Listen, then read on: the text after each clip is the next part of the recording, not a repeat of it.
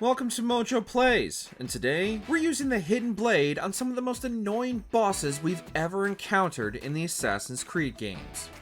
Before we begin, we publish new content all week long, so be sure to subscribe and ring the bell to get notified about our latest videos. Jack the Ripper, Assassin's Creed Syndicate. Assassin! This entire DLC was building up to a final showdown between Jack the Ripper and Evie. But after the disappointing fight between Stark in the base game, maybe we shouldn't have gotten our hopes up. All we can say is that Ubisoft developers had clearly seen the praise Batman Arkham City got for its Mr. Freeze fight, and wanted to replicate that with a stealth boss battle in a closed arena. However, unlike Mr. Freeze, the Ripper doesn't learn from his mistakes, and if you do end up brawling with him, you'll find he's easy to fight but has been given unlimited health. You have to sneak around the room and perform assassinations, making the whole encounter much more tedious than it should be.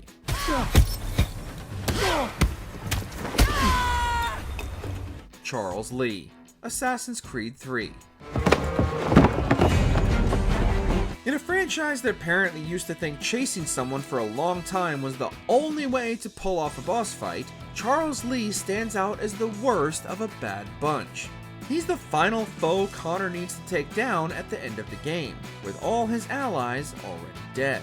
He still puts up a fight though, leading Connor on a long and frustrating chase through Boston, and then through a large wooden ship you'll have seen throughout the game.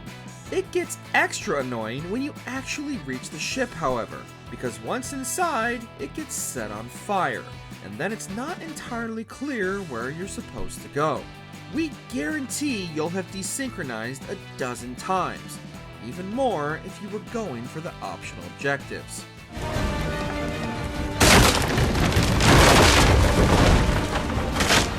Eric Loyalskull, Assassin's Creed Valhalla. Your time's up! He's not one of the hardest bosses in the game. In fact, he's probably the easiest. But it wouldn't have felt that way if you found him at the very beginning.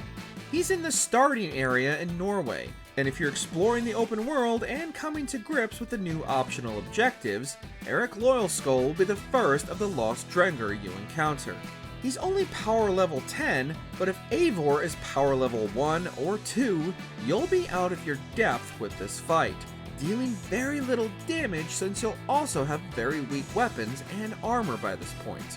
It's annoying having to leave the first area to level up and come back later, when you'll probably be so over-leveled that the fight loses all of its challenge. Mualim, Assassin's Creed. Proof of what? That nothing is true, and everything is permitted.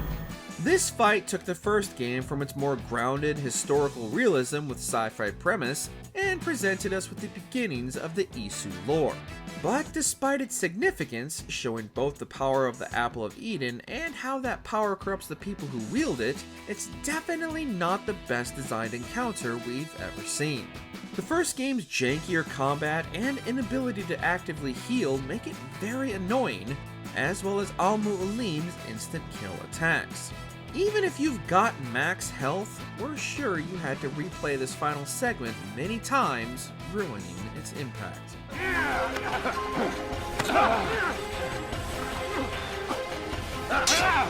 Black Shuck, Assassin's Creed Valhalla. Many of the legendary animals in Valhalla are difficult to fell, but all are unique fights that are usually a breath of fresh air. The Black Shuck is possibly the most annoying animal hunt in the game, however, largely because the beast is so mobile. It runs around the arena and jumps constantly, dodging your attacks and leaving you reliant on the bow.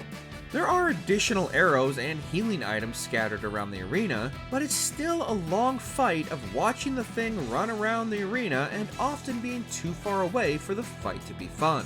It was such a relief to finally kill it. Not just any black dog. That's him. Katesh and Rasef, Assassin's Creed Origins. You'll fight elephants during the main story, but there are also a handful of optional war elephant encampments designed to be tackled when Bayek hits level 40, the level cap in the base game. All the elephants are difficult, but this one pits you against 2 at once. Yes, if you're over-leveled and put the game on easy, they're not too tricky, like most AC bosses.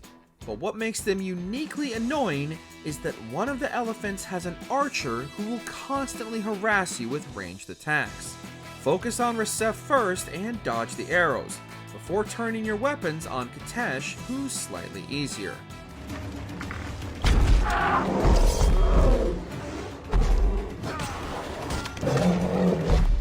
Bassin, Assassin's Creed Valhalla.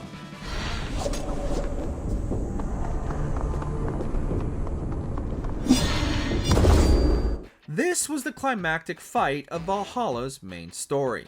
We finally uncovered the truth, that Eivor, Sigurd, and Bassin are all reincarnated Isu, and that Bassin is Loki. He's also got a particular grudge against Eivor for things Odin did and tries to kill them. However, what makes the fight against him frustrating is that he has no on-screen health bar. We appreciate it's for the immersion and gives you fewer distractions in this pivotal plot moment, but it does make it harder to see how many of your hits are actually landing and whether you're even progressing in the battle. Let us make this more interesting. We'll drag Sigurd into the fray. The Storm Fortress, Assassin's Creed Rogue.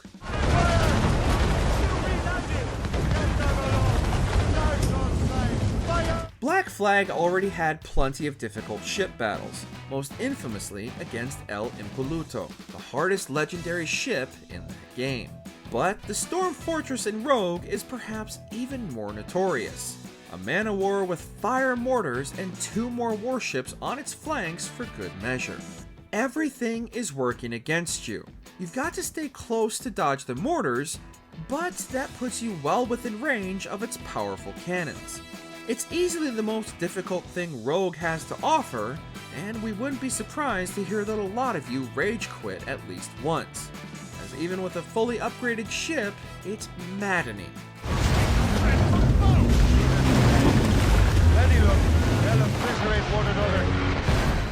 FENRIR, Assassin's Creed Valhalla. As a pledge of faith, you may take my hand if I am untrue. This one may be controversial, as the fight with Fenrir is certainly one of the most memorable in the series, particularly for fans of Norse mythology. But it's also very challenging, and not always for the right reasons. Depending on what level you are when you go into the fight, Fenrir can be a highly annoying damage sponge, eating all of your attacks and taking a long time to beat. This means he's not necessarily that hard, just tedious and time-consuming, and you'll probably get tired of fighting him before it's over.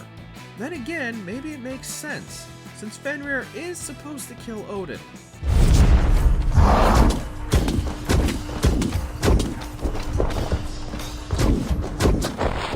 KALYDONIAN BOAR, Assassin's Creed Odyssey.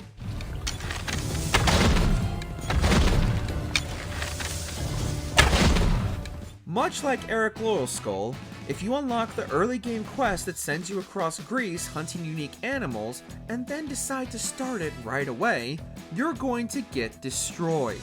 Ubisoft decided to make the first legendary animal, the one you need to defeat to unlock the locations of all the others, one of the hardest enemies in the entire franchise.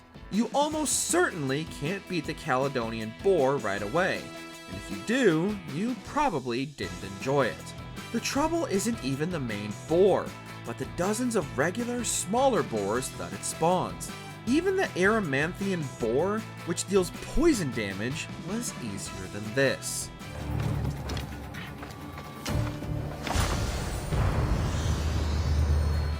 Check out these other great clips from MojoPlays, and be sure to subscribe and ring the bell to get notified about our latest videos.